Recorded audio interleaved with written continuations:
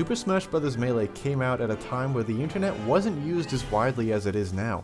All the big sites people use nowadays didn't exist, so it was sort of like a Wild West in finding forums to talk about the game. And without there being any central discussion hubs, rumors and fake information spread a lot easier.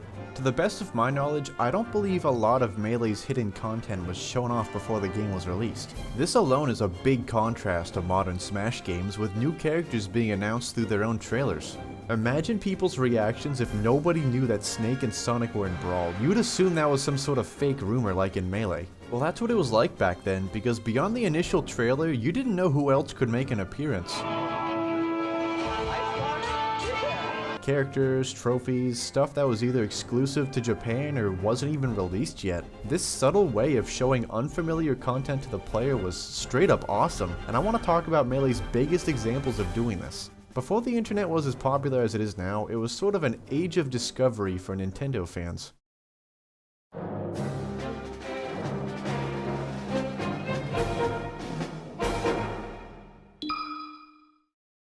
So imagine you just got Melee and you beat the classic mode for the first time. You're congratulated for beating it and you expect to go back to the menu, but suddenly...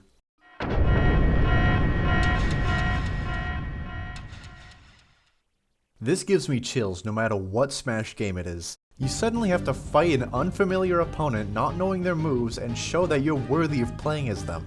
For most of Melee's newcomers, you could tell who they were at first glance. Eventually though, this would happen. The silhouette doesn't look familiar, but maybe when the fight starts you'll recognize them. Ready? Go! Alright, who the hell is this and what is this music?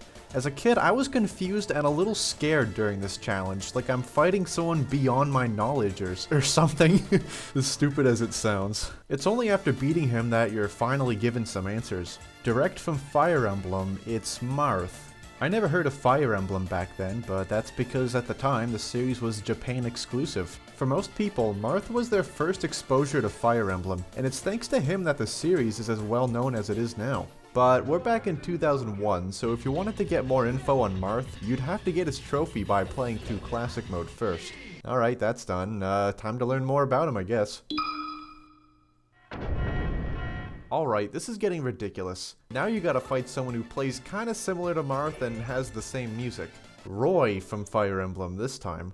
If you were clueless like me, you'd assume that Marth and Roy were from the same game, or maybe they were brothers or something. But Roy is a little special because the game he stars in wasn't actually released before Melee came out.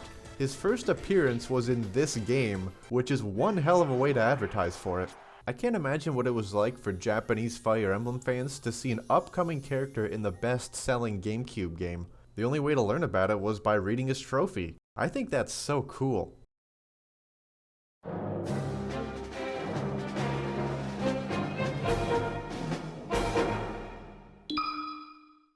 So beyond the characters, there are quite a few trophies that the Western audience was left kinda confused at.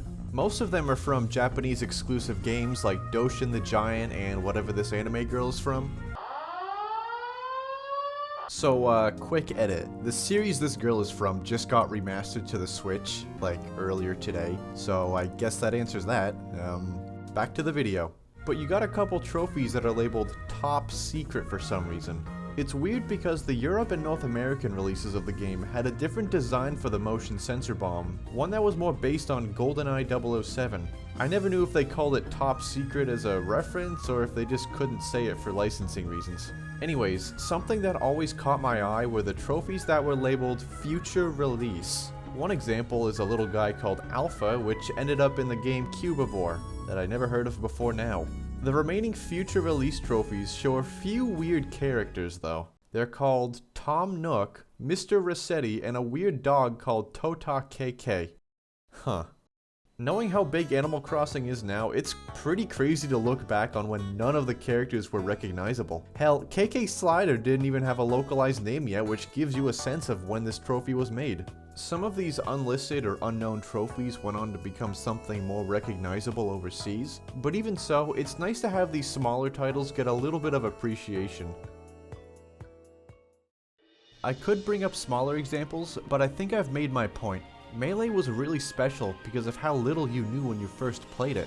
You only found out who was in the game once they challenged you, and the inclusion of trophies meant you could learn about games that you've never heard of. Other Smash games replicate this feeling, but there's something about Melee that just makes it so special. Maybe because they were less official sources online, so you were better off just playing the game and finding out stuff for yourself.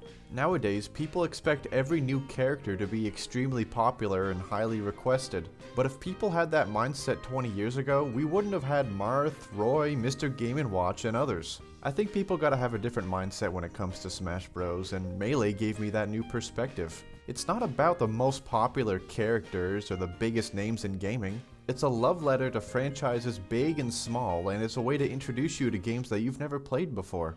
And that's why Smash Bros is such a unique series.